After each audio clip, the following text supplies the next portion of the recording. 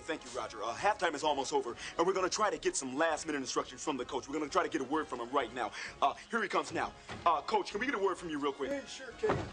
Now, what did you tell your players before they left the locker for the second half? Well, what I told them was just relax and concentrate and play some ball. I mean, you know, you leave the candy and the girls alone because that makes your legs weak. You know, what I'm trying to get them to do is don't let them dictate the game, and I believe if we play as hard as we can, then we can play up to our potential, OJ.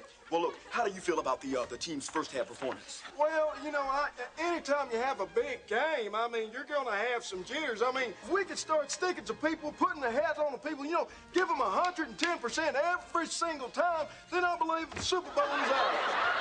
Okay, well, look here. What do you think you guys are going to do around about the second half? I mean, you guys got a lot of opportunities to get it done. Buffalo got its running game going really, really well. What are you going to do about that? They're really penetrating. They're doing a lot of running up there. What are you guys going to do about that?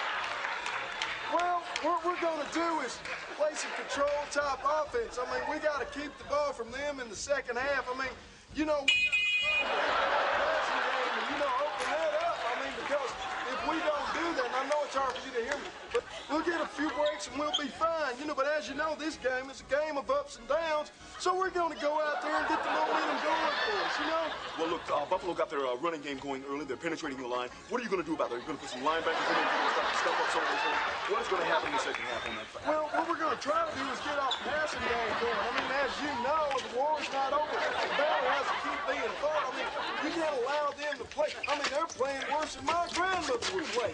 So they just got to go out there with their heads.